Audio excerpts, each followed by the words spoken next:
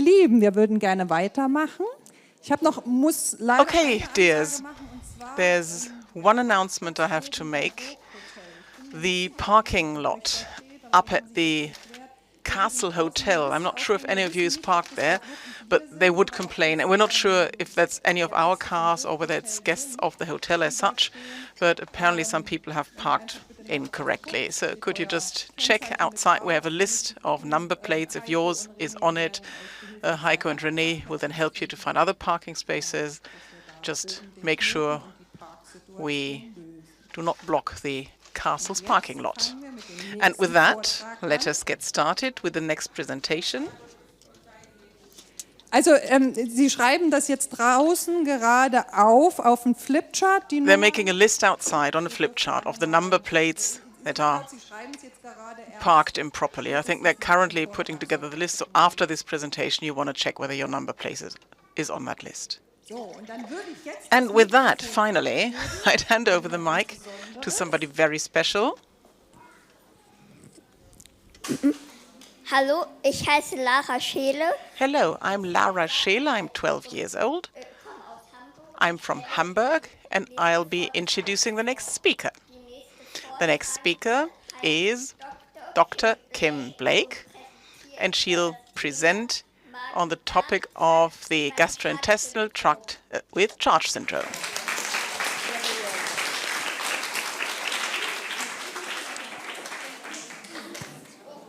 Thank you very much, Lara. And Claudia, here we are. Thank you very much. Great introduction. Excellent.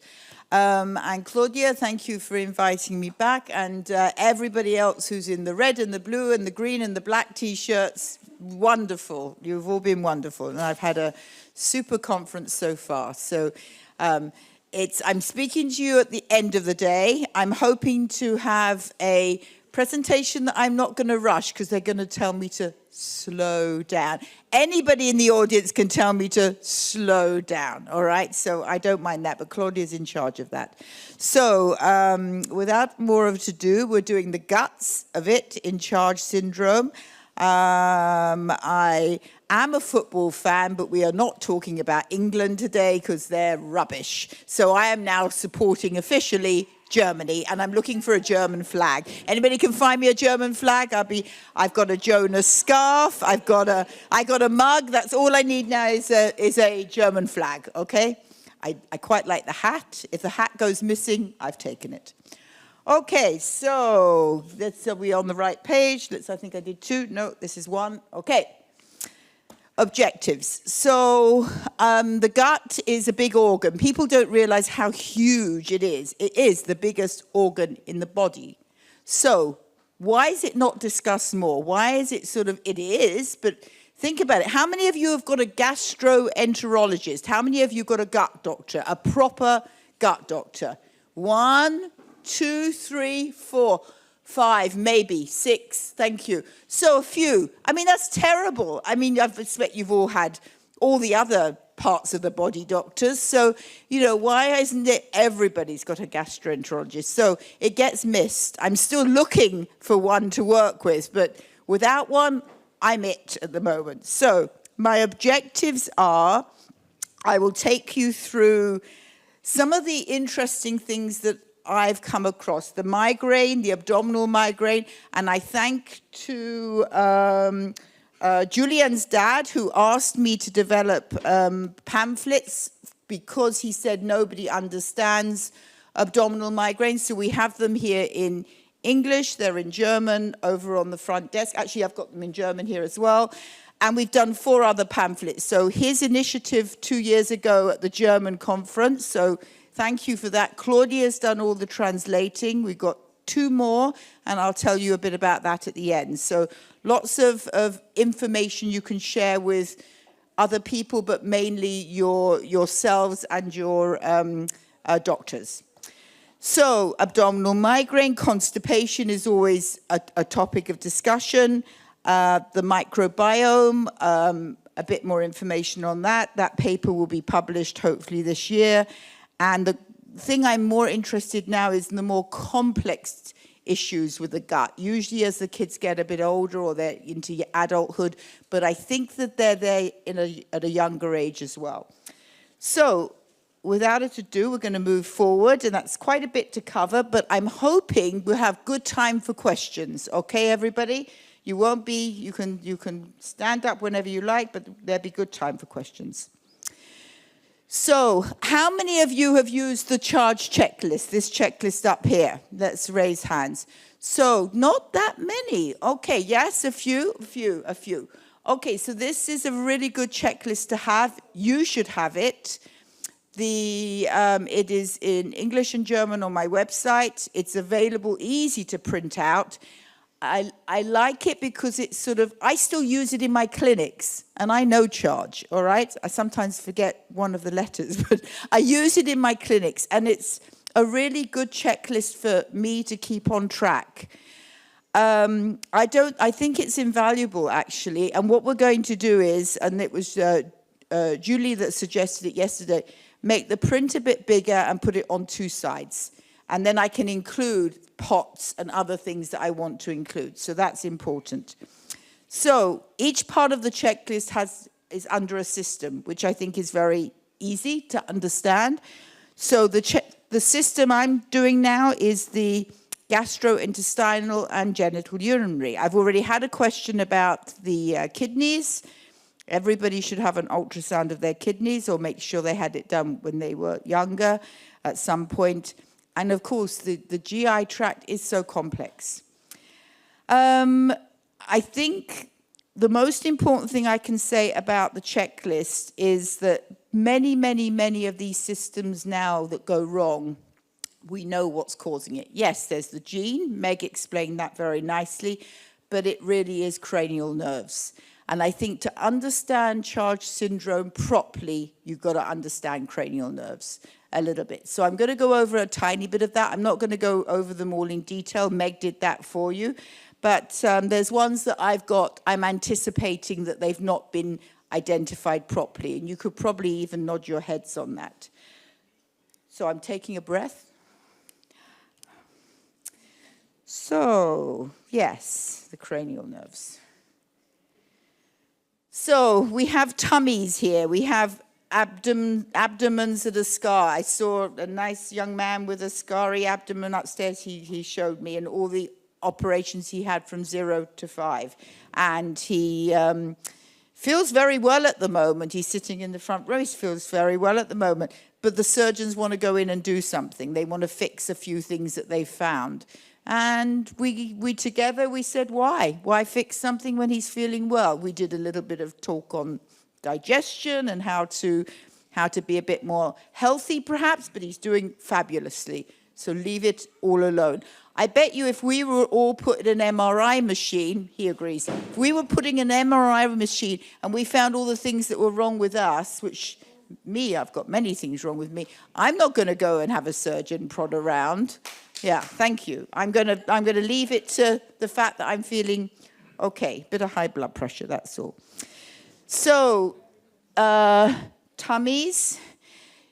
The GI tract we get taught in medicine is from mouth to anus, so it's goes a long way down, and it's pretty well has all the cranial nerves involved in it. Perhaps not the eye ones, okay? I'll give you that. Maybe not the hearing ones, but they feed back. There's feedback loops from all of these nerves. Think about your body. I always teach in pediatrics the kids that come in with recurrent abdominal pain that this is the biggest brain. This is a small brain. This big brain, which is your gut, speaks to your small brain and tells it what to do, okay? This is so important. And I think that the literature now that's available for all of you to read about yourselves and how to have, eat healthy and all the things that there's a lot of sense in it. It's more than just sense. It is real, okay? What we eat is what we are, and this speaks to this. As a pediatrician, I'm seeing vast levels of anxiety, and I'm seeing lots of abdominal pain. So it's this speaking to this, and I'll explain how I explain it. So What we're starting here now with the upper GI tract.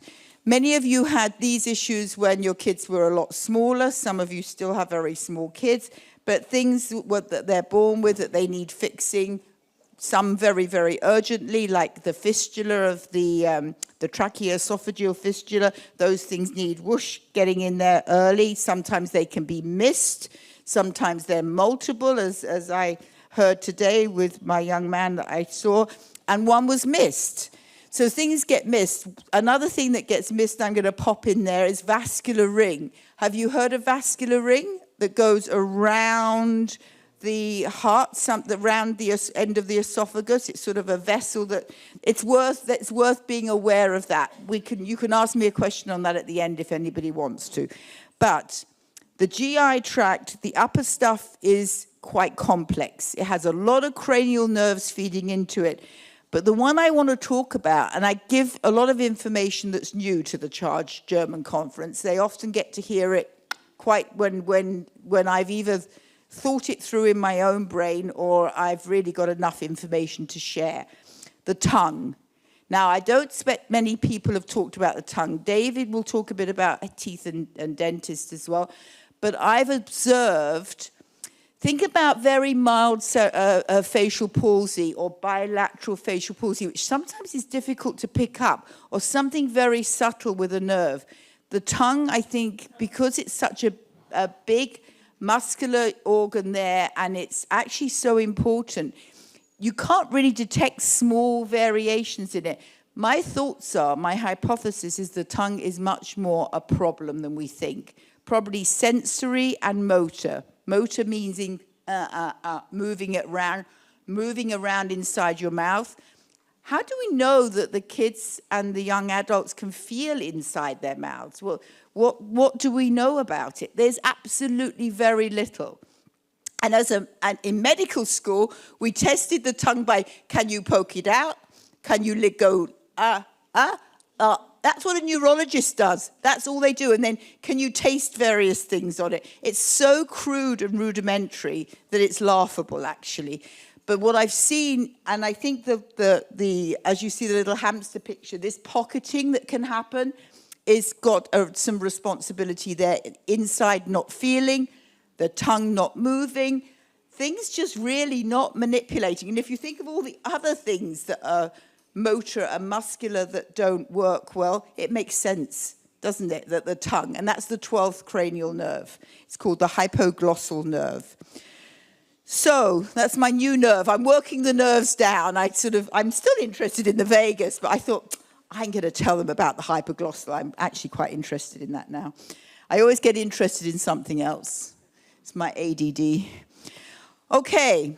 Gastroesophageal reflux. Now, how many of you deal with that or have dealt with that? Which is so many more hands coming up. Yeah. So this is a huge one, isn't it? It doesn't go away. It's not your common old garden reflux that, say, a regular person gets. I've got reflux. I had it as a baby. I had it as an adult. I take my Nexium. As long as I don't drink too much alcohol, I'm okay.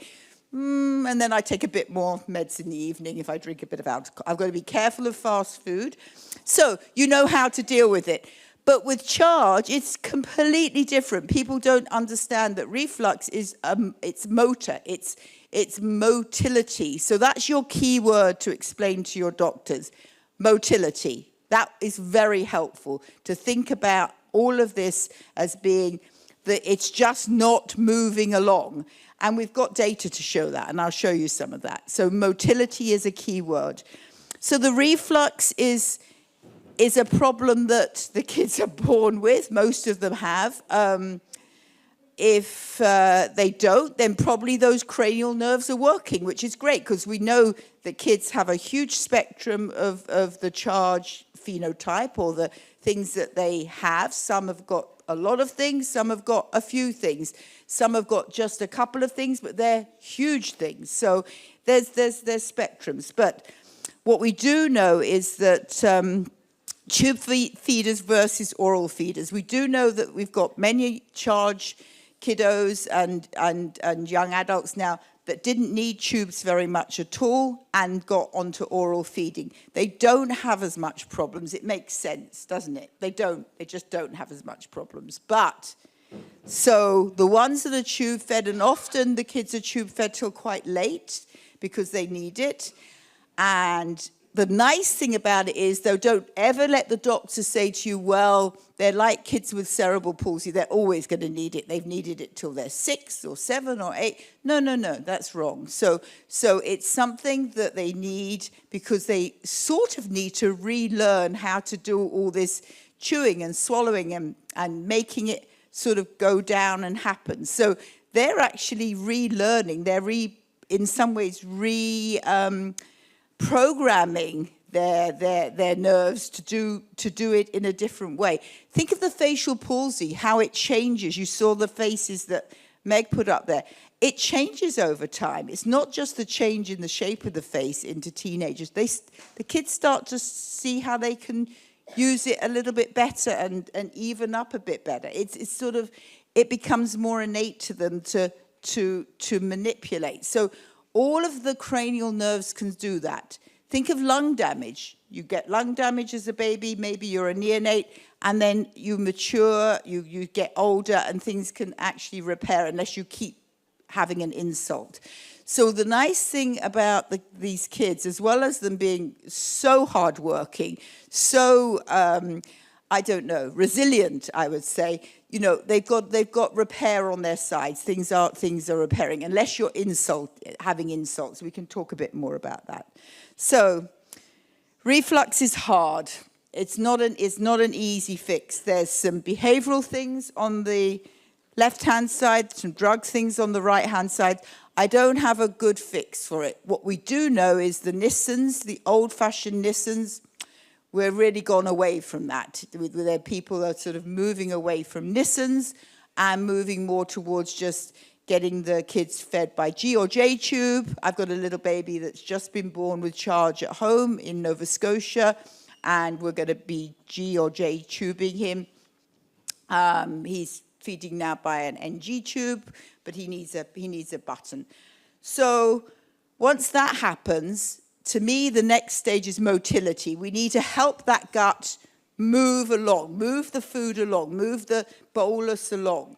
So I always describe it as the bolus is in a normal person, in a regular person, it's bolus, bolus, bolus, maybe it goes back a bit, bolus. And I got a video on my website that shows this. Is a silly video, but anyway, it shows the right thing. That's a regular gut. With charge, it goes boom, boom, boom, boom, boom. Oh God, do another one. I'm going to stop for a bit. Oh, there's fermentation going on. Oh, go back. And it's just not doing it. So the motility, you can see, it's just, and I'll show you the zebrafish model, which I think is a nice model. So you've got reflux. You can understand why there's reflux. Everything is backing up. So if you can try and clear things out, if you can try and move things along, if you try and treat constipation, if you can try and treat the whole gut, you're going to help it a bit more.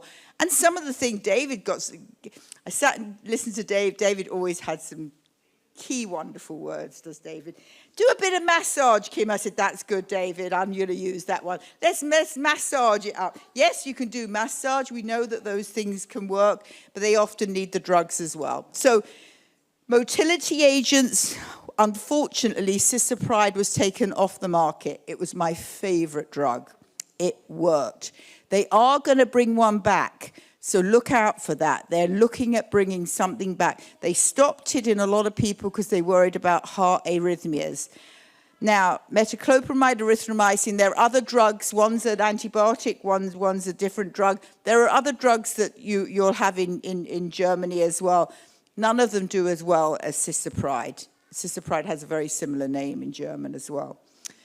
So, given that, I've got a bit of an idea, and I'd like to think about and show you, and not show you because I haven't brought the slides with me, but I'm just wondering, has anybody heard about vagal stimulation? Vagal nerve stimulation. Okay, so I'll talk about that right at the end. So, and treat the constipation. All right, I'm going to just leave that as a little sort of stay awake until the end. Okay, abdominal pain. Whew. This is a huge one. Tim and his colleague at the time, Casey, made a lovely checklist. These checklists don't get used as much as they should, and probably that's why not many of you use or have seen the charge one. It's a shame because a lot of work went into them. They can be helpful, but I know people have sort of moved away from checklists, but that is a good one for pain, and you can track it. So the big thing about abdominal pain, as I said a bit earlier on, you've got pain here, and it may be telling the brain, I'm anxious. Think about all of us coming to a conference, getting packed. I always think I'm going to forget something. I always forget something. And I always often leave something here as well. So, you know, you've got anxiety, this is a feedback loop. So that's one feedback loop. The other feedback loop is, the gut's not moving properly. And, I felt that. And, I'm bloated because I had, a bit of a large croissant or a carbohydrate roll, or I've eaten things I'm not used to eating, and now I'm bloated. Now I'm in pain. Oh God, now I'm anxious. Am I going to poop now? Oh God. It's sort of but a lot of it is the feedback loop again to the brain, and that's controlled by the vagus nerve. So that's one that I've been interested in a long while. So, structures. I'm going to do a little bit later presentation on things that I've been interested in of late, which is more complex bowel problems. Digestion. Very little is really talked about or known about how to improve digestion in individuals with Charge syndrome. Probiotics, prebiotics, people are wavering. I'm still on a good probiotic and really good nutrition and trying to get the gut moving. So the gut moving usually has to be something that's going to push things along. Now, often people ask me about bloating and gas. Well, I've explained. Think about if you've got, again, particularly carbohydrates sitting in the bowel and they're fermenting. They're not moving along. Just anything, if you put it there, it just ferments, it gets gas, it gets bubbles, and then you've got gas at both ends, one end, so it's a problem. My feeling about it all, and I talk to every individual with Charge I talk about constipation, gut health, and trying to exercise, getting yourself upright, yoga, movement, Tai Chi, things that will actually help body movement is good. It doesn't have to be huge weights or, a marathon. So the FODMAP diet, not a very nice diet. I'm on a low salt diet. I hate that at the moment as well, but at least I can eat. FODMAP is really just has very, very low carbohydrates in it. I'm more inclined, I've had lots of people use alternatives. I'm not against alternatives, the dandelion, the ginger, the fennel, and things like that. I think it's not a bad idea to get somebody to look at gut health from a dietary point of view, a good nutritionalist. I don't believe in adding tinctures, little drops of stuff to water and drinking that and saying it's going to make a huge difference. But I do quite like these other things, and some of them I use myself. Okay, so the one I get more asked about than anything else is constipation. That's a snapshot from the video that's very short. It's an easy one to follow. So the second pamphlet we did after abdominal migraine, which I'm going to come to in a minute, was the constipation one. And the nice thing is, on the German constipation one, that one? Yes. It's got your kids on it, which is lovely. So it's nice. So they're there, they'll be on the front desk, and there are some here for afterwards as well. The pamphlets are very easy from the website. You can print them out, especially if I make more and then you want to do it and I'm not here. You print them out, and they have a readable printout, sort of they fold and you print them out. But they're also readable on the website, so you can actually look at them and read them across and see if they, they speak to you. So I think this Possible causes, and people say, well, why? Why? They eat well, you know, the kids are doing well. Well, what's happening? Again, motility, gut dysbiosis, I'm going to talk a bit more about. That's where you've got fermentation going on and the microbiome is affected.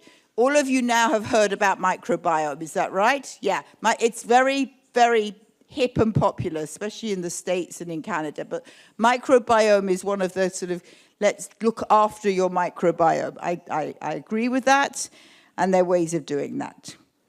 So, but we mustn't forget, and I think, again, I always go back to sort of my younger days as a pediatrician when I first met David, and it's 40 years ago now, David.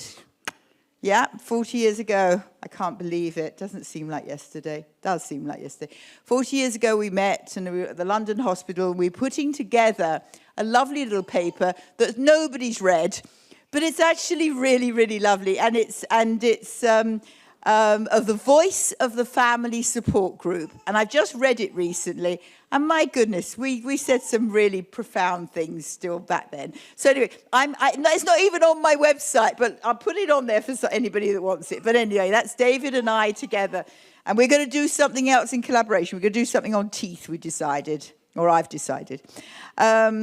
So there is a German, okay, so then we've got, so the pamphlet, again, you can read it from left to right. On the website, you can fold it and give it. What's nice is you can give this out to whoever you want. School teachers, it's readable for anybody.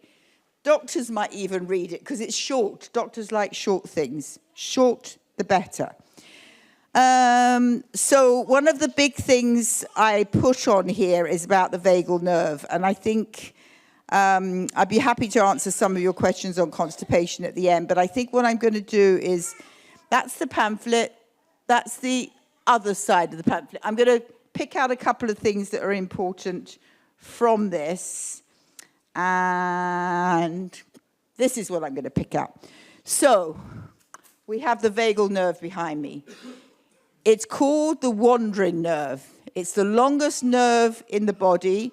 It's the nerve that medical students didn't want to get examined on because it's so long and so complex. It controls so many things. It acts in the background for all your major organs. Your heart, your breathing, all the things that you do without even thinking about it. But it acts on the gut. And people say, well, okay, well, it does the heart and it does the lung, it does all the very important. The gut is really important. And the more we know about it, the more we know that that microbiome can, if it's upset, causes stress. That microbiome, if you're not looking after what's going on about those billion of bacteria, and I'm afraid it's a bit like what we're doing to our planet. We're not really looking after it as well. I've just stopped Diet Coke after 40 years of being addicted to my X and Diet Coke. I've stopped both of them. So the X is gone and the Diet Coke is gone. They didn't go in that order, but he went first and the Diet. And I stopped biting my nails. You can always change, okay? You can always change. I thought I'd put that in. I didn't really write that down at all anywhere. Okay, back to the presentation. So the role of the vagal nerve. It does a huge amount up here as well, a huge amount. It's so important. Think about it. If the facial nerve is affected, I know the vagal nerve is affected. I've got the zebrafish study. If all the other cranial nerves, think if you've got one side vagal nerve, the other side not. One working a bit, the other not. Well, both of them not working. You can imagine everybody's going to be a bit different. As the kids, as the individuals are. So you can imagine not everybody's going to have the same problems, and it could probably have a problem along its wandering nerve that goes on forever. And it works in conjunction with a lot of the other nerves, which is interesting. It's like I'm in charge and you come and help me and we'll sort out, what's going to happen. But it's the big one for the gut. So when I explain this to people, I explain that, you've got, it talks from here to here, from here to here. So it's actually talking back and forth. It's having a conversation. It's not just sending things one way, you know, I want to move my thumb, and I move my thumb. I think, oh, I need to. It's not just doing that. It's doing so much more. It's internal, and it's doing what it's doing, which is important. It's doing all the autonomic stuff. And that's what I was explaining about the heart and the breathing. But it's more than that. It's the temperature regulation. It's all of it tied in together. And that's what you would have learned about, which was the sympathetic and parasympathetic nervous system. So you can feel it's all coming together. And if that's not working as well, which we know it isn't, then you've got another system that's on top of all the stuff you've been learning about today. So that sounds horrific, doesn't it? But there are ways of dealing with it. And you know what? Those individuals do very well. They deal with it, but they need some help, you know. And I think this is where you can come in and say, well, what can we do? And this is where I like things like yoga and movement and Tai Chi and things like that. I think we're going back to a lot of, now some people don't like that, but there are other things that they can do as well. Jonas likes doing his crocheting. My goodness, seeing the movements, and I bought a very nice scarf today. So he's doing, and that's a lot. That's meditation. That's movement. I mean, it's not doing a lot but he's sitting there and his shoulders are back, and I think it's actually very good. It's exercise. So, constipation, we look at treatments, we look at prevention on one side, which I think you can, we've gone over some of this. Fluids is very important. People forget about exercise. Behavioral therapy is interesting. One of the families asked me, and actually it's a teacher asked me yesterday, the 3 kids that she's got at school with Charge syndrome, the parents have decided at the age of 7, she wants them, all the parents want their kids now toilet trained. I said, are the kids ready? Good answer. Good, yeah. Are the kids ready? She said, exactly. One is, the other 2 aren't. I said, so you make the plan. You might take them to the bathroom and, sort of to try and do the little bit of behavioral, praise them and go like that. And the one that's ready, you can do a bit more at that end. But, not everybody's ready at the same time. And where are they with that? And that's, that's important as well. But like I said, trying to look after the gut, the two things I go for the constipation, and they don't work in everybody, but they're a pretty good combination, is the Miralax, which is Restoralax, which is, what do you call it here? Movil? But Movicol, I should know that. I had a packet the other time I came. Yes, Movicol. So you've got that which brings fluid in. It makes the stool a lot softer. It's not doing anything for motility. It's just making things, it's like more like yogurt going through, or more, it's sort of like going through sort of a bit more slippery. But you really need, most of the individuals I've treated, and I've treated a lot one-on-one back at home for a long, long while. I've looked after their guts since they were very little, and I'm very pleased that the majority of them did very well.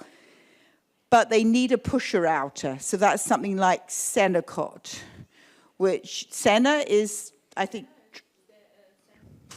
translates quite nicely, yeah. So something that actually does pushing, okay? There are other things on the market, I know, but I think the old-fashioned Sena, lots of doctors don't seem to like it because there was very bad press about it years ago, but I'm been a doctor for many years now, and some of the older stuff is better than some of the newer stuff. So that, and a lot of other things that go with standing up helps. So getting the kids, upright enough and getting things moving with gravity can be very helpful. But that's sometimes not as easy to do, depending on their age.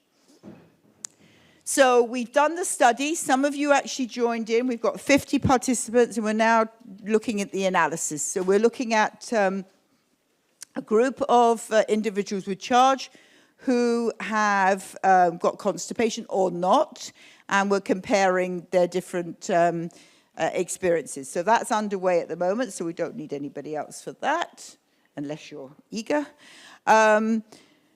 The microbiome, bit more about the microbiome, and this is where the term gut dysbiosis, this is often meaning it's gone wrong. So dysbiosis is it's not working. So you've got lots of flora in the gut. The two big ones are Firmicutes and Bacteroides. There's the two biggies. There's some other stuff as well there, lots of things there actually. And the gut is, everybody, all of us here in the audience have got different gut profiles, different gut microbiomes. If you took a stool sample from all of us and put it through a machine, we'd come out with different levels of things. But mostly we'd have, we'd be along the same lines, one being a lot higher. Now, so they say some people with anxiety have very different gut microbiomes, but we'll come to that. So the dysbiosis, where the gut doesn't look like the majority of the population, are things like Crohn's, irritable bowel. I won't ask anybody what their guts are doing at the moment. Obesity, autism, and things like that. So they can be different, and they've been analyzed. And we looked at the guts I'm afraid it was over COVID, so it was a bit of a small study, but we looked at the gut microbiome in Charge syndrome. That's a paper that's going to be out fairly soon. There's a couple of bits on my website. There's a couple of posters, and I'm going to share the information with you that I've shared with a few people along the way. So we looked at, it's only 11 participants, but what was nice about it is you had siblings, so we had kids, the brother or the sister of the individual with Charge syndrome, and they acted as the controls. And then we looked at their poop, and we looked at their microbiome, and we also did a score of how many symptoms, GI symptoms they had. So that was the study. And this is the poster. That's a poster that we presented at one of the conferences, but I'll go through the data so that you can actually see it. So these are the symptoms, and what I like to point out is the ones that you'd always expect. So the ones with p-values that are very low are the ones that are significant, and they're in more the bold type. So you've got trouble swallowing, heartburn and reflux, we've talked about, gas and bloating, and constipation. So those are the main ones that are different in. So that's the difference from the people with regular guts compared with people with guts that were problematic. Not all the kids with Charge syndrome have problematic guts. Okay, some of them have got fine, some of them are okay. So what we looked at was, and all the sibling controls were fine. Okay, they had regular symptoms, a little bit of this, a little bit, nothing huge. So we looked at what the difference, so if you had a lot of that gas and bloating and constipation and reflux and things like that, what was your microbiome like compared to the regular people without much of that? It was different. So there was a reverse of these two, which are the big ones, the Bacteroides. Okay, that always happens to me when I present. So there was a reverse of the Bacteroides and the Firmicutes. We'll be on in a minute, don't worry. Stand up quickly and stretch. Come on, I want to as well. Stand up or stretch or stand, yes. Woo! Okay. I'll have white wine at the end, everybody wants to get me some. It comes free for me. It's probably too hard. Pardon? They need to stand anyway. Yeah, it's probably too hard. What's the matter? Probably too hard. Okay. You don't mind me sharing your stories, or okay. Oh, okay. Thank you. Okay, sit down. Enough of that. Okay, so The conclusion from the microbiome story, I can talk without the slides, it's very easy, is cute little picture of my girls there. They're all in their 20s, in mid-20s now, those little girls, the 3 little girls. They're all in their mid-20s. They're all coming to my hospital in October to present grand rounds with me. I've got a story for each of them, and my grand round is going to be a tiny bit of me and each one of them who I've known since they were 0, 1 or 2 months. Anyway, they got lovely stories, and one of the girls is now looking after, one of my charged young adults is now looking after my baby. They've made friends, she's visiting, she says, I'm the auntie. So isn't that lovely? They both live in PEI. I think that's gorgeous. So you've connected, it's connected, and the families have connected. I think that's great. So back to Roidy's fumicoats. So the charged microbiome is shit, okay? There you are. It's a good word for it. I was going to say another rude word, but anyway, no. It's not great, all right? It's not great. So it's similar to, next slide would be the autism group. It's similar to inflammatory bowel disease. So it's, think about it. These are, even autism, we don't know so much about their guts, but we know they don't work well. But inflammatory bowel disease is horrible. Those are when you use huge amounts of medication and stuff for it. So, microbiome is a problem. And it's, again, why haven't we got a gastroenterologist that wants to look at charge? Because there's no money in it, and they really want to be in inflammatory bowel disease where there's loads of population. Next slide was some research, and we're not going to do much of that. That's just going to be the gut microbiome research. Next slide after that, with very nice young lady with her iPad, is the GI conditions that are missed. So this is where the abdominal migraine came in, and we have that one in German for you. And again, that's available in printable, it's available in readable, and I've got migraine, it's the blue one, and I've got that one in English. Oh, there we are, good. Okay, you're very lucky. We've whipped through a few slides here. There you are, that one. So, pocketing and overstuffing, we've talked a bit about. This is where we're very interested in the dental stuff. I'm meeting with the dentist when I get back, and we're going to do a pamphlet on the dental stuff. If you've got some good dental stories you want to share, I can't include everybody's pictures, but I'm happy to hear. Cyclical vomiting, thank you. Cyclical vomiting, late volvulus and dumping syndrome. Those are the things I'm going to cover now after the small stretch. So, where did that one come from? That's a nice one. That's the German version. Very nice. I love it in German. It looks really professional. Okay, so that's our pamphlet in German, and very, very nice. And you can see I put a bit about the vagus nerve. It's always very nice to have the vagus nerve in there. I can pass these around if people want to take them. So, feel free if anybody wants to take them, pass them around. So, migraine runs in families. Okay, one of the first questions I asked, does papa or mama, grandma have migraines? What triggers their migraines? Are they triggered by not enough sleep, too much out on night on the town, alcohol, too much looking at screens all the time, lights, weather? We had funny weather this morning. Did anybody get a headache from this morning? It was me as well. It was thundery, it was lightning, especially poor Claudia, who's probably stressed, and I'm stressed. And, that and a bit of lightning and a bit of thunder, you think, oh, God, let me get some Tylenol into me. Let me drink lots of water. Let me not have too much white wine tonight. Okay, so abdominal migraine is a bit like a kiddie version of adult migraine. But it's this, again, stressed. This is stressed.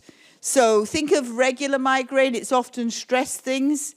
And what you can do is you can do some of the, what would you call, just behavioral mechanisms, which we've got coming up here. So, you can think of good hydration, trying to get good sleep, maybe lifestyle changes, trying to stay off of screens, managing anxiety and stress, which is, don't we all want to do that? All of us want to do that. Then you could improve your gut microbiome with good diet, with exercise and things like that, but very much looking at eating and digestion. Massage, pain, NSAIDs. Those are the simple things. So abdominal migraine is not much different from head migraine, and it often goes into the head stuff, okay? So it starts like this in the kiddies, but you've got to look for triggers. So as a doctor, I say, when does it happen? And my psychology friend Tim's just walked in the door. He's, what happens before? What happens during? What happens after? What's the trigger? The last person I talked to about migraine, young lady, the audience, no, she's not here. She's here, yes, hello. We were over in the corner together. It's really affecting her life, like super affecting, but she's very stressed. She's a horrible teacher at school. It's been a horrible year for her. No wonder she's getting worse and worse migraines.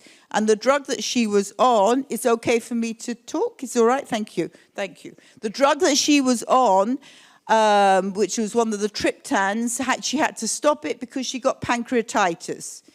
Then they did an MRI, and they found her pancreas was in 2 bits. So it wasn't even a joined up pancreas. So that's the first time I've heard of that. So I learn a lot. I'm sure all your kids have got okay pancreases, but I've not heard of this being a problem, and certainly not pancreatitis. But it can be caused by many drugs, but I'm not sure it was caused by the drug she was on. And that drug was working. She could get to school with a bit of a headache. The triptan was working, unfortunately. So I did some research, and I don't think they took you off because they just were worried. But anyway, we can talk a bit more about it. I've got the list of drugs now on my phone. So this is the take-home message. So you've got your regular stuff you can use, but often it doesn't work. But a lot of this, I think a lot of things like migraine is triggering and trying to deal with the triggers. If you want to not push drugs at the other end, which you're really...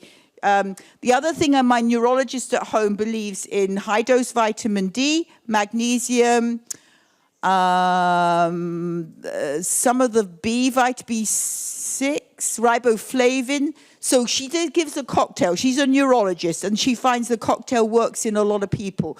So you're just got to take it. It's a lot of stuff to take. But vitamin D comes in chewable.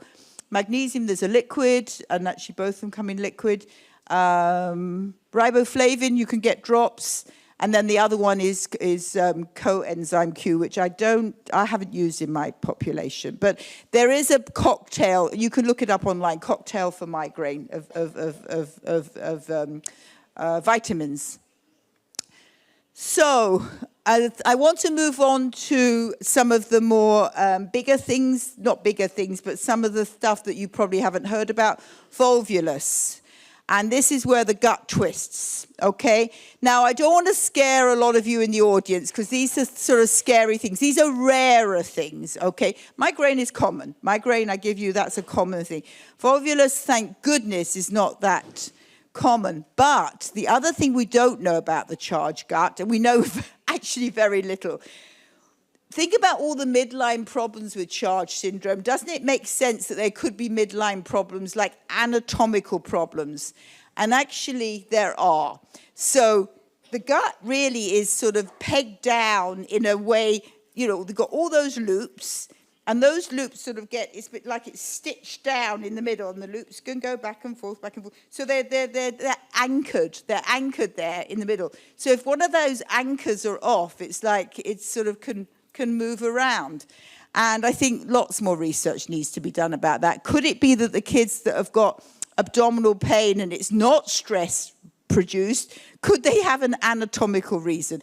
I don't think that's going to be a huge number, okay? It's like there's not a huge number of people that have a tracheoesophageal fistula when they're born.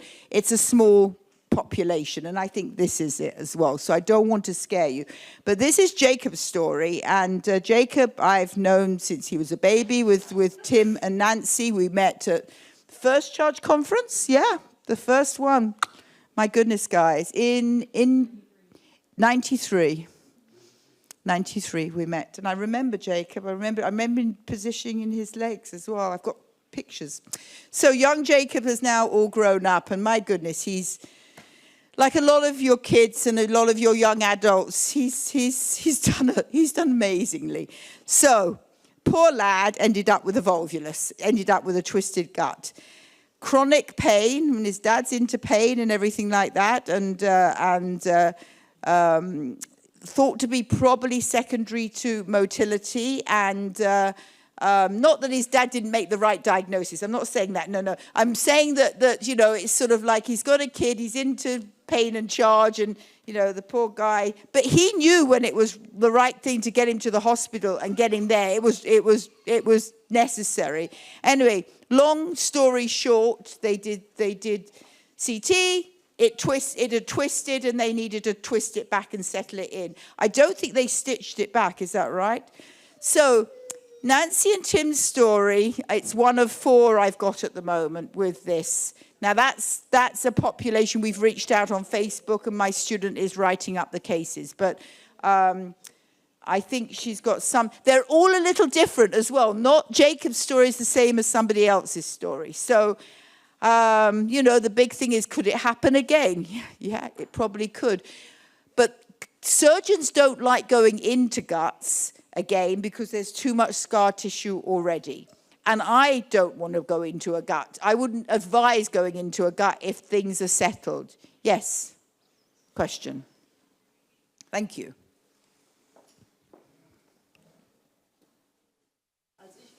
Als ich klein war, als ich ein Baby war. When I was little, when I was a baby, now I don't know how exactly that worked or why that was, but I had to vomit quite a bit. And what they found was that my gut was twisted inside of me. So basically it was opposite. It was my appendix, actually, that was on the other side. Yeah. So we thank you for the story. I'm sorry that happened. But you know what? Again, that's not that you were lucky, but the doctors sorted it out. So the twisted, the back to front, you know, you've heard of the heart being back to front, but actually it's more common for the gut to be. So those things happen, and I think they're more common, and it's just that there's so much going on with charge. It's not who can be bothered with the gut. It's just that it gets lower and lower priority if you think about it. And it's a bit of constipation. It's a bit of reflux. You know, they'll grow out of it. It's not. It's serious. The talk is probably making you realize it's important for it to be taken as seriously as the other things. So that's my young Jacob story in a sort of nutshell. And that's a lovely picture of him recovering with a milkshake. I hope it's a McDonald's one. I love a McDonald's milkshake. Okay, terrible for you. Don't drink them. They're awful. Probably worse than Diet Coke. Okay, so then we have another young person. Again, these are all adults that are now able to, and it's not that it's all happening in adults. Your story was when you were a little baby, but so the trouble is, the more surgeries that happen on the gut, you've got fibrous tissue there. You've got bands. You've got things that can cause problems. So surgeons don't want to keep going in. Now with minimal invasive surgery, hopefully we're not going to see these huge scars that we used to see on the kids and the young adults that we see now. Huge scars. Now it's going in by buttonhole and things like that. So I think things have improved in microsurgery, which is good. So with this little story, this is somebody I don't know that well, but the story was shared with me. Multiple. The people that seem to do badly, really badly with their guts, really do badly. And then they often do have a GI person. But that GI person often phones me from Boston or sick kids. I get those calls, and then if they're willing to chat to me, because I'm not a gastroenterologist and I probably say things that isn't in their terms that they like. But, I try and make them understand. They don't understand motility of charged syndrome's gut. So I talk to them about that, give them my ideas. And the latest idea I have, I can't prove whether it works, which is no randomized control study, is vagal stimulation. We'll talk about that. I'm leaving you hooked. The last bit of the film. Okay, so these complex GI issues that I've got a student writing up 4 individuals at the moment, and hopefully she might get a couple more, but she's quite excited. She's working with me over the summer.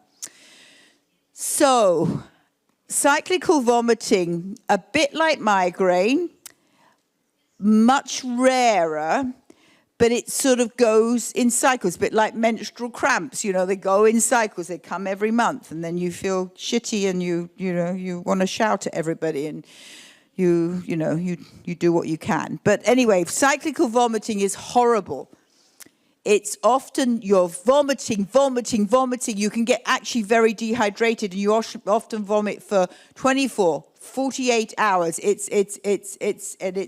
And it gets triggered by certain things. So keeping a diary, one of the things as a pediatrician, if you want to track things, and I think Tim and Nancy would agree with me, but keeping a diary can be very helpful of seeing where the triggers are. Sometimes you can't find the triggers. Certainly sleep irregulation, sleep problems, sleep hygiene, stress, additives to food, trying to manage the diet. This is the population that use actually L-carnitine, enzyme Q10. So all of these are things that you get from sort of more health food shops. So managed in that way, trying to manage the symptoms. My GI person at work at home has just done a presentation on cyclical vomiting. Unfortunately, he didn't want to do anything with me on charge and cyclical vomiting. But I'm going to pick his brain, and I will probably do another pamphlet on that, because there's some good ideas, and there's some new drugs coming out for those as well. Does anybody have a kiddo or a person with cyclical vomiting in the group here? So it's rare. It's not that common. It's not that common. But I think it's something to be aware of, and it's that continuous vomiting. So I'm going to move to late dumping syndrome. This is a little case that's on my website.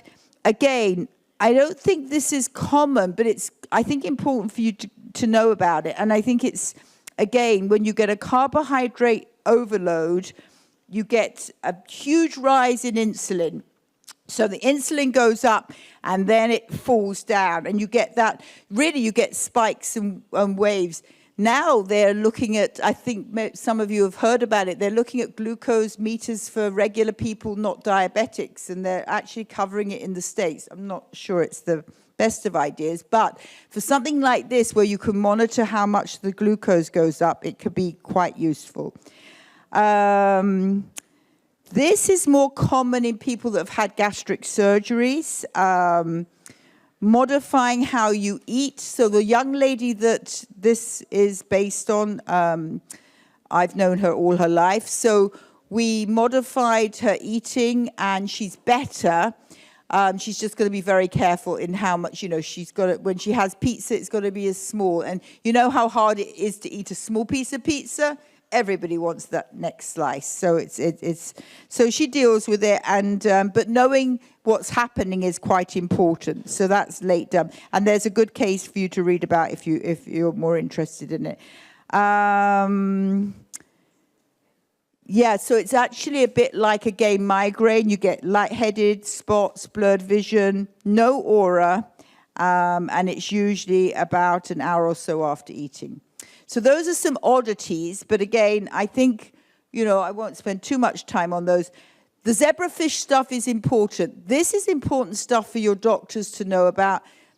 It's, they won't read the paper, it's too long, but, there's a little bit of it, I think maybe even doing something that explains it in a very easy way. You can get a zebrafish with charge syndrome. This is important. So we got our pair from Texas, the lab that helped me do all of this, bred them, and they were funny little fish. So you could see the normal fish, okay? The normal fish are wiggling around like this. The zebrafish are sort of like swerving around as if they're, you know, they've had a bit too much, whatever. So they're swerving around, and they look a little bit different as well. So what was fun is going to the tank and trying to spot the charged zebrafish. And actually, it was... I thoroughly enjoyed it. The guy I worked with left and went to Ottawa, which was such a shame because we were going to do a lot more experiments. But the one we did 2 lovely ones. One to show about anesthesia, which I'm not going to talk about, but this is the gut one. So we got the zebrafish. What's great about zebrafish is you can see through them. You can see what's happening, and then you can breed them quickly, and then you can dissect them. Okay. They do it humanely. So what we found, this is a summary of what we found. The stomachs were smaller, small stomachs, okay? They had decreased organization of the vagal nerve. So the vagal nerve goes to the gut, and then it breaks up into what we call enteric nerves. So it branches off. Those were very few, and I'm going to show you the pictures. And then the guts didn't empty. Well, we knew that, you know, I knew that, but we've proved it now. So this is a lovely little study. This was so, well, we never got any press from it, but the autism people copied our study and showed it in autism as well, zebrafish with autism. So I was very proud of this, but they didn't give us credit. That's all right, you know, I did it for you guys, not for them.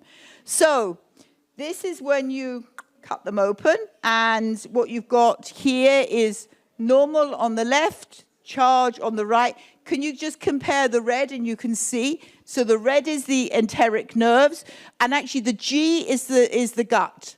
So G is big there on the left, and you can see it's tinier there. It's actually the wrong shape as well. So that's like the stomach. And then those enteric nerves, which are the red ones, where are they? On the charge side, okay? There's the spine at the bottom. So it's mainly showing that upper corner. So they're not there. So they haven't got the nerves. The nerves are just not. So the vagus nerve is not working there. Part of the vagus nerve. That's a little part of the vagus nerve. Then we did a lovely experiment that had never been done before. We fed the zebrafish. Nobody had ever done a gut thing with zebrafish. They looked at all the eyes and various other things, but we did the gut. So we didn't know it was going to work, but it worked. So we fed the standard fish, which is your not charged fish, the normal wiggly ones. So we fed them. The green is the bolus. Look at it move along, and then it boluses in the middle at 6 hours, and then it's gone. Okay? And then this one, it doesn't ever bolus properly. It sort of just dribbles along. It's like your yogurt sort of dribbling. It dribbles along. Then it does the poor motility here. It's sort of like, you can imagine that's happening in your kids' guts, your young adults' guts, any guts that aren't working. It's just, so it's fermenting. And then it's causing a poor microbiome. So they're there. And look, at 24 hours, it's still there. So no wonder you've got constipation. So that's a lovely proof of it working in an animal model. And that's what a lot of people want to see. They want to see those animal models. But, you know, these papers aren't read by everybody. So you have to bring the information. And these are quite nice little diagrams to bring as well. So my last, I think we got finished. My last slide is, and we've got lovely lots of time for questions and then get you off to dinner, and I'm around all weekend, is knowledge translation. We've got the wonderful charge book, which was edited by Tim and Meg and myself. I came along for the second one, not with the first one. And then I love my website. My boss actually congratulated me last week and said, "What a great website, Kim." He said, "I haven't looked at it before, but you wanted credit for it, so we had to look and see what it was like." And he said, "Fantastic." He said, "You got a lot of information on there." I said, "Thank you, thank you." Anyway, it's for you. It's for professionals, but it's mainly for you. and you grab the information you want from that. And if you need other stuff, all of these are on there. The German stuff is on there because the Germans get it done. Is there anything else knowledge trusting? Yeah, there's some very nice stuff called MOOC, which you've translated, yeah, which you can talk about, Claudia, great. And this is my family. And we have Emelina, who's just had the 2-month baby. She's pregnant there with Joe, my middle son. Ben is my oldest one, who's not yet married to Anna, hopefully soon. Me in the middle. Elliot there, who's now 10 months old and just walking. And he's looking great. He loves my necklace. He pulls on my necklace. Jessica, who's my little daughter, who was a few of the charge conferences, is now 27 with a little baby. And Brandon, that I'm not really talking to at the moment, but anyway, we're going to make up when we get home. That's my son-in-law. Okay, and I will leave that with you and breathe and ask questions or go eat and find me for the rest of the conference, okay? Thank you. Thank you.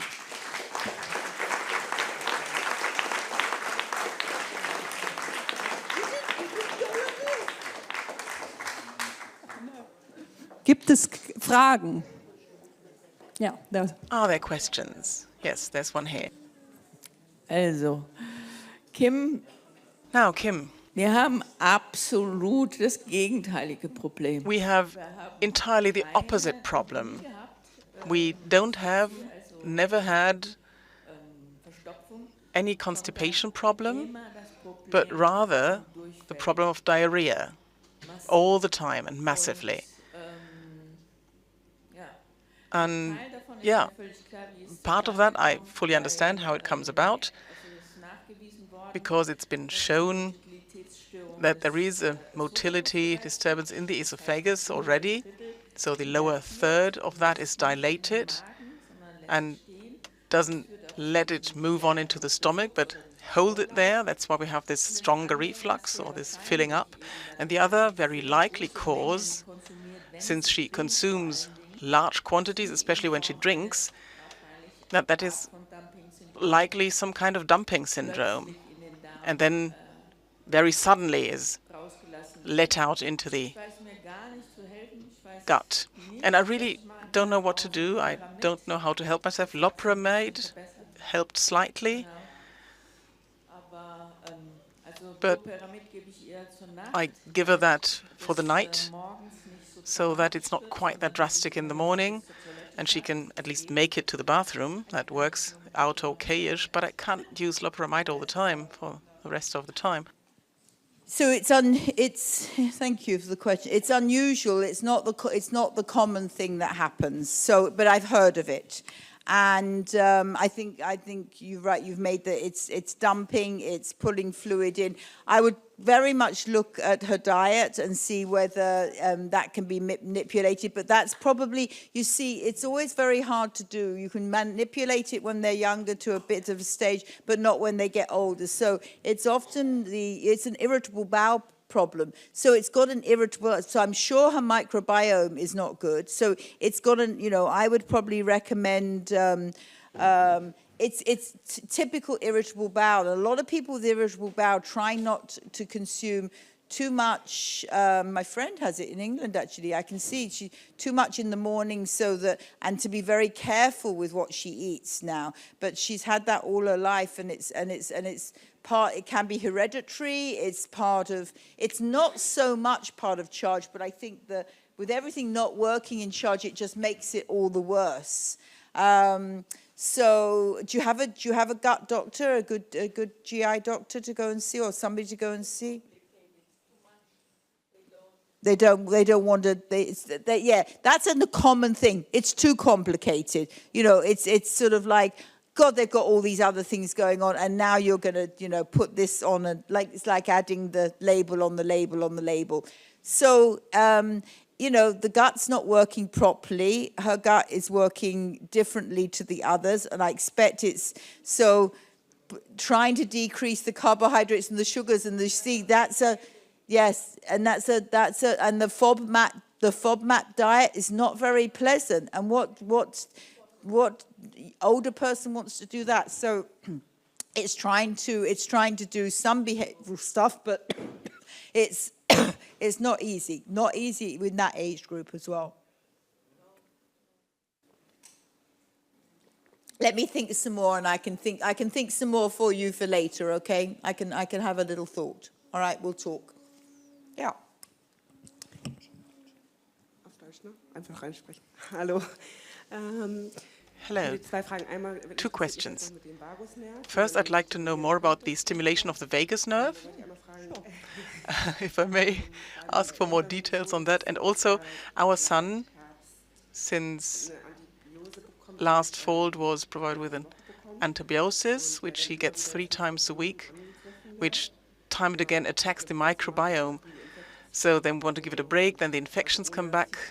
Lungs. So Citromax is what we use at the moment, every Monday, Wednesday, Friday in the mornings. And so yeah, right. It's affecting all of this as well. Does he have a probiotic as well? Do you give him a good probiotic? If I didn't give anything to him in between, not. The doctors wouldn't prescribe it. They don't pay attention to it. He got lots of antibiotics for pneumonias. He's 5.5 now. And we were at an institution and he had fevers 3 to 4 times a week, very high fevers every week. And with Citromax it's better. And I can see him developing, and I realize that, yeah, the infections are less impairing, so he can develop, but he doesn't feed orally, so I can't get any nutritious substance into him apart from the tube feeding food, and I wouldn't know how to build up the microbiome during the days. He gets Miflora, if the interpreter understood, and VSL3, that are what I had at home, but I do that on my own. It's not doctor prescribed, but I always think I have to give him something. Most doctors don't prescribe for the microbiome, or they don't prescribe, so most doctors won't prescribe a probiotic, but they're becoming very popular in North America. And I think many other countries now, is to look after. Now, the trouble is there's a whole range of those on the market. You have to do a bit more research, but there's some better ones, and they're often a bit more expensive. But the probiotic and the prebiotics, there's pres and post, so they're different to antibiotics. So what they have is organisms in them. You often keep them in the fridge. They are usually in capsule format, but I think you can get them in some other ways now. It's really looking after the gut itself. You want to say, yeah? Wait a minute. Thanks, Claudia. Macht es überhaupt Sinn, was in der Zeit zu geben? Does it make sense at all to give him anything during such periods? If he gets 1 dosage of antibiotics 3 times a week, still giving something else in between? Because if it's Monday, Wednesday, Thursday, Fridays, and then still give him something daily. Think of the microbiome as your. I often suggest to people giving, if they're going to be on a long course of antibiotics, any of you as well, take something to try and protect your gut, some probiotics. So you won't. You could say it's one interacting with the other, and you've got the cost of things like that. But there, have you seen an immunologist? Have you seen somebody to look at his immune function if he's getting this many infections? Nee, no, das ist das Einzige, was wir... Not yet. That's the one thing we haven't done yet. Okay, so immunology is very important. As infectious disease can grow the bugs and they can tell you what bugs are there, but immunology we know that some individuals with charge will have a very poor immune system. Probably more than we know have bad immune systems. What's been very interesting is that they've got over COVID very quickly. It's not many kids with charge have had problems. Do you remember when the Facebook site and everybody was very worried? We were worried as pediatricians, and actually the kids seem to carry the virus, give it to everybody else, and then they're fine. But it's the adults that seem to get really, really sick. So I think you need an immunologist. I think that the gut can be protected a bit more if you want to, and look at probiotics. there's a lot of literature for and against it. So you can, you know, and it's a regular, it's not just for it's charge, it's for anybody that's on, you know, heavy doses of antibiotics. I would be looking at why he's getting infections. So immunology is one thing, but is something else not working properly? I mean, my young man I spoke to this morning, he had many chest infections, and they found a small little fistula that they'd missed because he'd got the big one taken care of, a little one taken care of, and they had a very tiny fistula that went from the esophagus, the tube down there, to the lungs, and he was getting loads and loads of infections, and he was ill for 5 years with that, on lots of antibiotics. So there's anatomical, there's things that are happening. Is it micro, is it reflux that's then going straight into the lungs because you're not, yeah, probably that's the commonest one. Alles, ja. Lunge, Herz. Yeah, all of that. Lung, heart, everything. That's the common one. So is he still lying down? Is he sitting up yet? Is he pushing and walking yet? Is he mobile? Mittlerweile an der Hand kann jetzt By now he can walk when we lead him by the hand. He's starting to walk now. He started. So he'll improve because gravity will help as well. But I certainly go and see an immunologist. So your first question, very happy you asked me that. I prompted that, didn't I? So I have the anesthesia one here as well, and I've got this one on POTS, postural orthostatic tachycardia. Claudia, when she gets home and she can breathe, is going to translate these two. Poor girl, she's not been able to breathe. Okay, so she's got those two. They've only just been off the press, so you're one of the first ones to get them. They're on my website again. You can print them, you can read them. They're here as a pamphlet form. Please take them. They will be in German in the next couple of months, yeah. 3, 4, before Christmas. They'll be in German before Christmas. Okay, good? Yes, good. So there's two different, so the vagus doesn't work. I've proved that to you. The vagus doesn't work. Everybody's convinced. Is anybody not convinced about the vagus nerve now? I'm convinced. Everybody's okay. The vagus is not working. You saw the little red enteric nerves. They're not there. It's not doing this. The gut's not right. The vagus nerve. And the vagus nerve controls a lot of things. So the POTS story, again, I've got a very nice presentation you can tune into. Again, it is only in English, but POTS has become very fashionable. Think of long COVID. Some of you, all of you have heard of long COVID. People are talking about POTS in long COVID. Postural orthostatic tachycardia syndrome. So it seems to be picked up in adolescents and young adults, and it's when stressors, just like the migraine, hot weather, stress, conferences, not eating properly, not sleeping properly, and then when you lie down and then you stand up, your heart rate shoots up, but your blood pressure stays around the same. So there's a tilt table test you can do, but I was trying to do it with somebody here. We did it, actually. She was fine. But essentially, you're allowed to go up by 10, 20 beats per minute when you stand.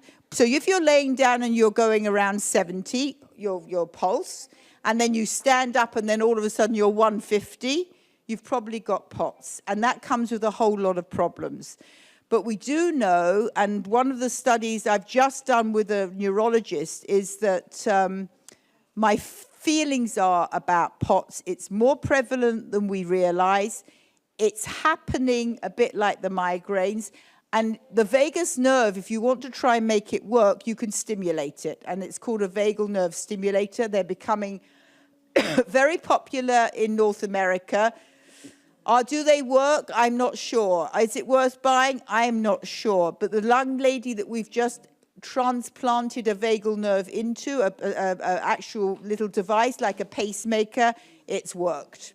It's cured her epilepsy and it's cured her POTS. Now, that's an N of 1. She only got it implanted in because she has epilepsy, and it's okay now. It's FDA approved, so it can.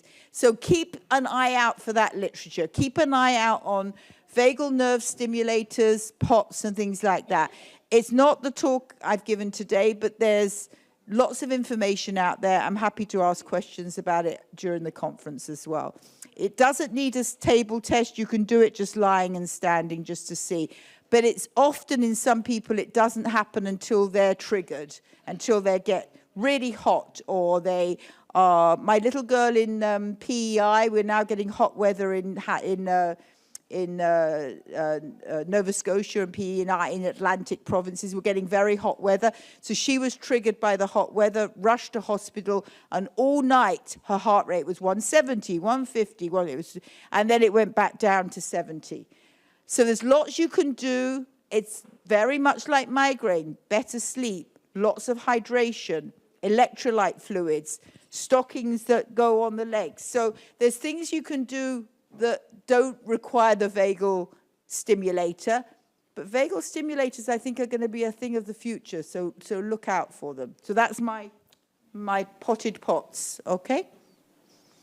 Yeah, I think this lady here actually, 1 and 1. Yeah, sure. And feel free if you want. I'm not going to be upset if you want to go. Okay. I'll ask my question auf Deutsch. Yes, can I ask my question in English? Is that okay? Yeah, absolutely. Okay. Yes, I'm going to grab more water. I'm just going behind you. So I think you sort of half answered the question already on microbiome, and I know you've done the research on a very small sample, but are we to assume then that most charge kids do have issues with microbiome, and does that mean that we should then be giving them more prebiotics and probiotics, or just do you think like a rainbow diet will be enough for them?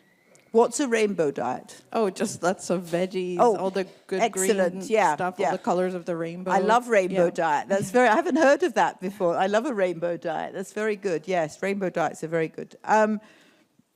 Like everything, it's a spectrum in charge, okay? Think of everything being a spectrum, whether it's the heart stuff, whether it's the choanal atresia, or just a bit of stenosis.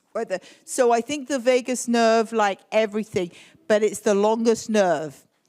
Charge, I see now, 40 years of research in charge, I see charge as a cranial nerve anomaly syndrome. Meg Hefner and I will totally disagree on that, okay? Because she doesn't see it as that. I do. But I've been dealing with, as a clinician, following kids up from 0 now to 40. And I've had all my colleagues around me that we've discussed this. We've got all of sort of David's stuff on the sensory stuff. It's all cranial nerves. And it's all feeds into the other systems in the body. So the vagus nerve feeds into the gut, okay? It does a lot of other things, but that's the one I've been researching on. You can see from my presentation, that's what I'm interested in. So answer your question, it's likely we can all protect our guts better by a rainbow diet. We could all do better with our stress, anxiety, and everything. That's causing a lot of this problem. But with the charge kids and young adults and everybody, it's more likely that they're going to have problems. But if they've been fine with feeding and they've not needed much in the way of tube feeding and they haven't got much constipation, and there are a population out there, and they're pretty well have got, just look at my QR score, my PQR score. I've got many people, we've got the population, we've just got 50 on now. Some of them have got fine guts. The guts, you probably don't need to spend a fortune on them. But, I don't think it's a bad idea to be thinking about protecting the gut. But I don't think you need to be treating it as a poorly gut. It's probably a decent gut. Like somebody who hasn't got facial palsy, somebody that... what else might they not have? Many heart defects are tiny and some are huge and cause problems. So there's a spectrum. So I think the gut's the same. Does that answer the question? So you don't have to be rushing in and spending a fortune. Good. And a lady there. Ich? Okay. Yeah. Ich wollte eigentlich auch nur kurz auch ein bisschen erzählen. I just wanted to briefly share our experience. Our daughter is now 15, and that might help those with younger kids. Initially, we had massive constipation problems too. So Movicol and stool softeners were used, or we ourselves, which wasn't all that pleasant, had to intervene and clean it out, as the specialists would call it, which again is unpleasant for everybody involved. That was for the first 2 or 3 years maybe, and as soon as she got mobile, as she started walking, that really improved a lot, so that definitely helps.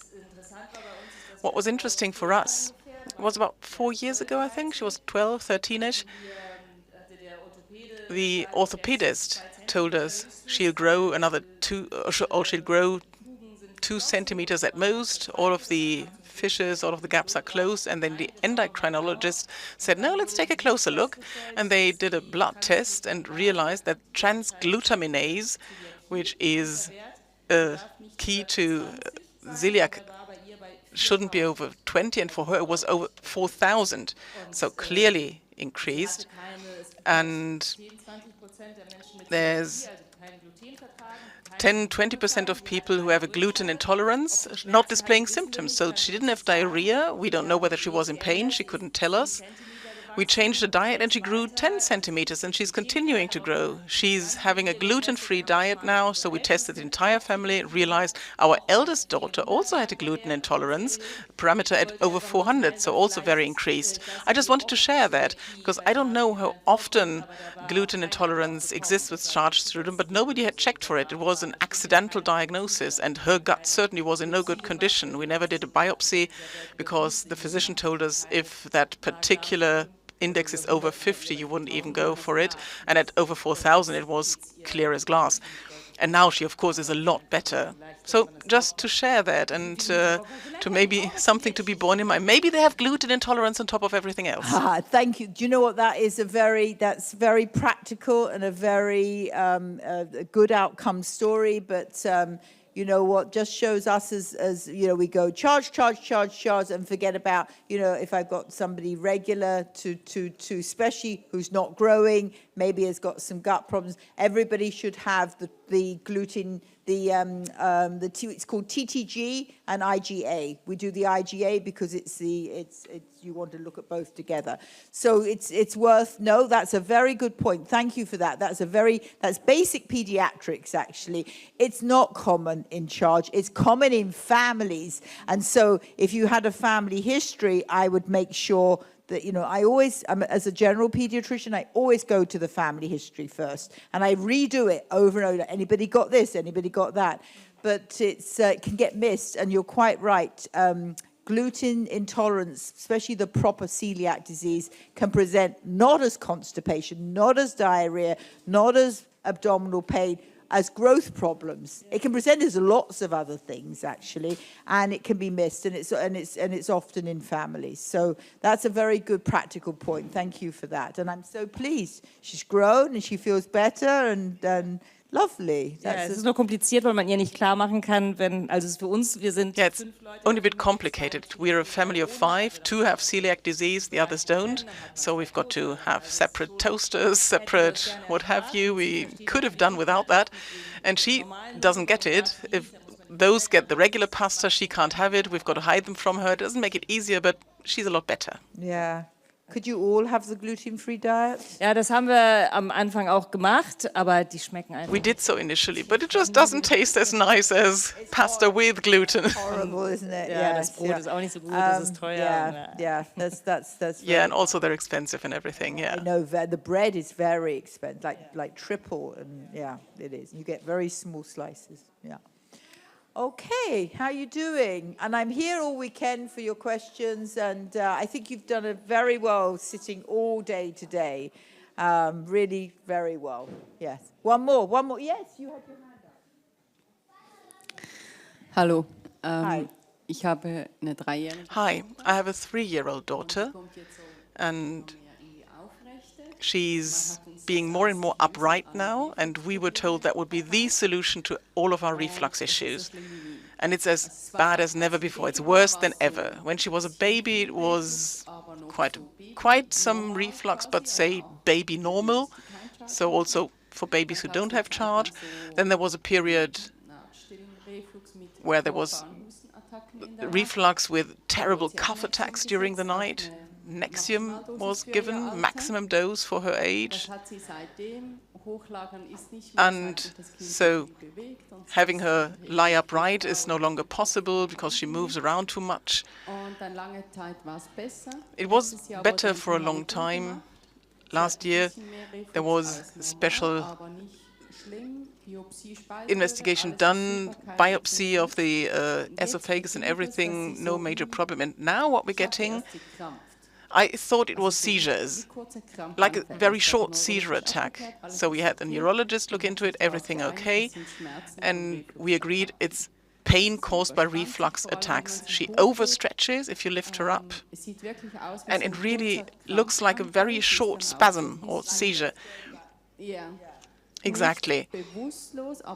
She's not unconscious, but also you can't really talk to her then, you can't reach her then, she cries, and then it's over. And it's often when we pick her up, whether you touch her tummy or the chest or the arms, whatever, and the GI specialist solution was to give Gaviscon. And it just doesn't help. So she's not walking yet, but she's more and more in upright positions. She's sitting up, she wants to walk, she's standing up more and more. But only now it's getting really bad. Sometimes she vomits afterwards. Once, and then she slept.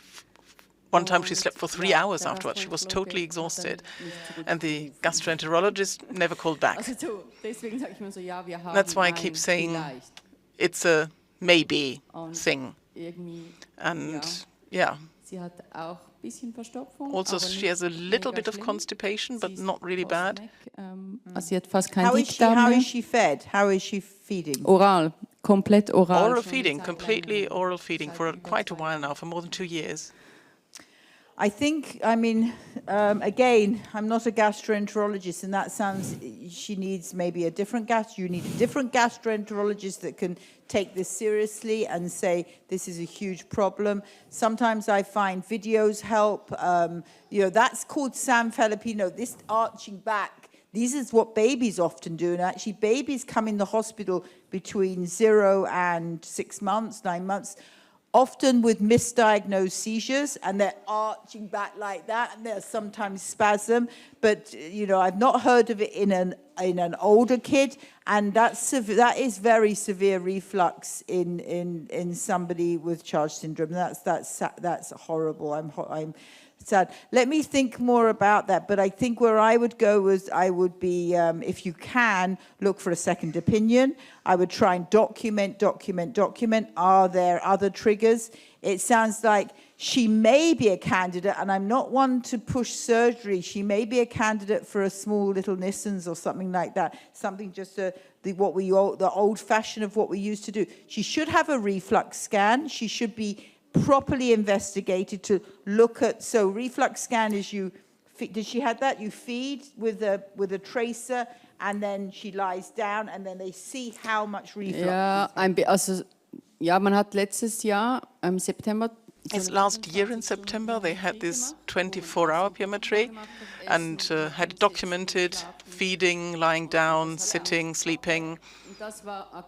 And the result was that she had slightly more frequent reflux than usual, but it wasn't something they could connect to the activity or the position.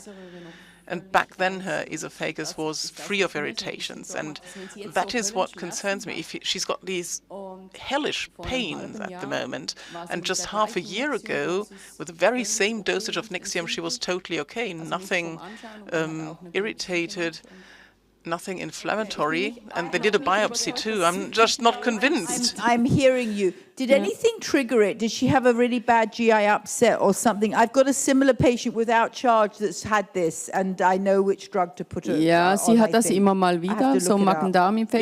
Yeah, time and again she has gastrointestinal infections, and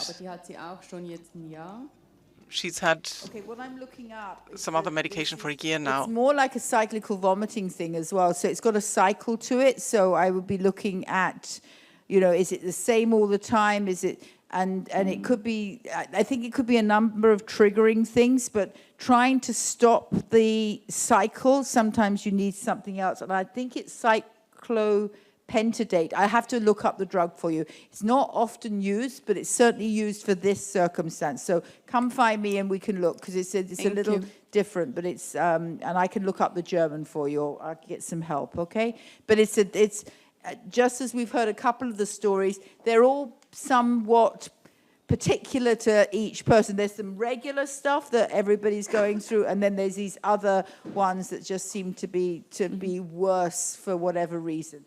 But we'll talk, okay? Danke. Thank you.